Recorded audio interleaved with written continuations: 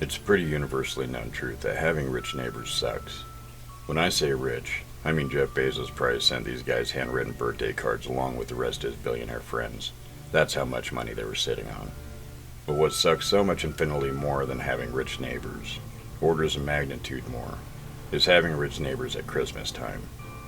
I could attempt to describe the luminous monstrosity that my neighbor's mansion transformed into during the holidays for entire lifespans, but to save time, just imagine if the song Friday by Rebecca Black gained physical form. Incredibly annoying, impossible to ignore, and causing significant pain to all who come in contact. That's the best analogy I've got for the billions of flashing rainbow-colored Christmas lights draped over every foot-high shrub on their expensively landscaped front lawn, along with the gargantuan inflatable Frosty the Snowman, to say nothing of the same 5 Mariah Carey songs they blast at supersonic levels 24/7.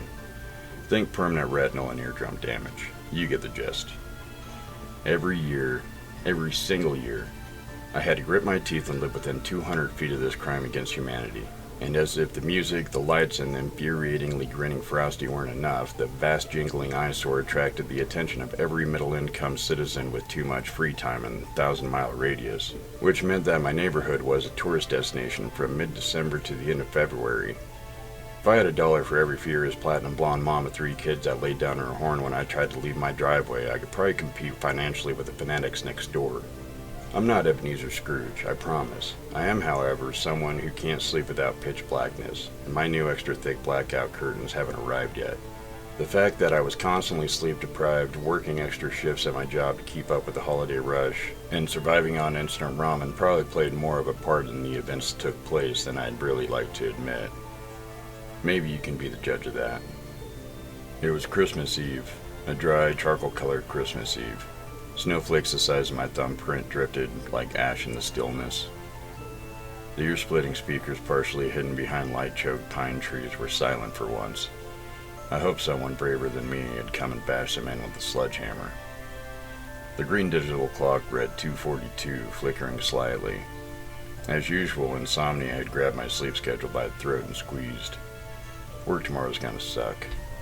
When I found myself awake at hours like this, I often ended up drifting towards the window facing Eyesore Manor, just to stare and seethe, envisioning throwing yards of Christmas lights into a hot tub while my neighbors were using it.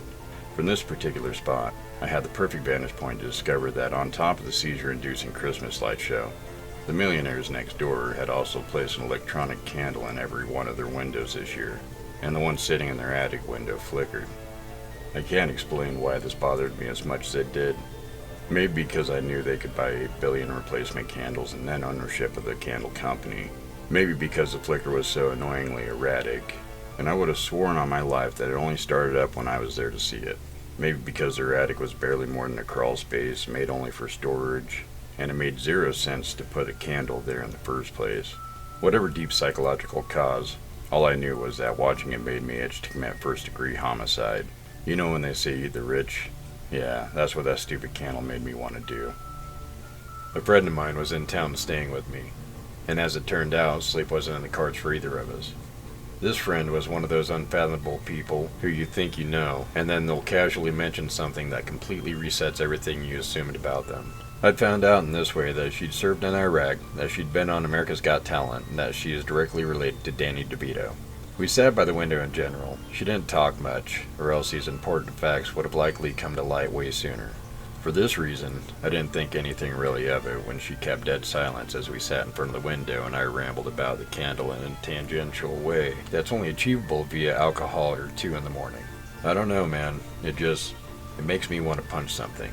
It's such a small thing. I can handle everything else. I mean, it's not my electricity bill, but the stupid candle. And it flickers. It's not flickering. There was a dead weight in her voice that made my voice falter immediately. What? That's Morse code. I opened my mouth to say something, but she'd already stood up from her seat. Her sharp footsteps struck my linoleum floor as my mind reeled. Morse?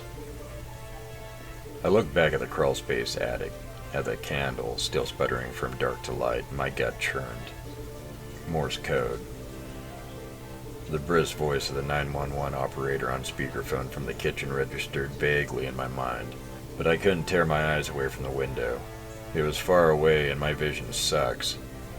But when I looked close, was that the silhouette of a finger passing over the light when it went dark again? No, that couldn't be, right? But now that I looked closely, what I'd assumed were black curtains hanging over the little window looked to be something more solid. Plywood, maybe. Like it was hiding something that might object to being hidden. I felt sick. The police came in a dizzy rush of lights and sounds, unsurprisingly fast, but no one ever ignored my friend. The reds and blues on the tops of the cars blurred with the flashing rainbow of the neighbor's house, and still all I could feel was numb. The sirens, the shouts, the moving bodies fracturing and bleeding before my eyes, all faded to black eventually. My best guess is that I passed out. I swear I've read the report 100 times. 3 victims, 1 adult and 2 minors, found chained to the wall. The neighbors were charged with abduction, imprisonment, and first-degree homicide in 2 cases. There was 1 survivor who declined to speak to my friend and I. Other details included small, non-fatal cuts over the arms and legs of all 3 victims, suggesting torture to the police. The official cause of death was listed in both cases as starvation. The prisoner closest to the attic window, one of the non-survivors, was found with severe 3rd-degree burns on his hand, which the investigation didn't officially state a cause for. But I know that man stretched to the limit of his bonds to see my dark silhouette in the opposite window. I know that he passed his hand over the overheated electric candle again and again. I know that he saw me watching. I know I did nothing. What I don't know is what he was thinking, what he was feeling. He's dead now, and I never will. I asked my friend, though, what his Morse code translated to. She hesitated before telling me, drawing dots and dashes on a piece of printing paper.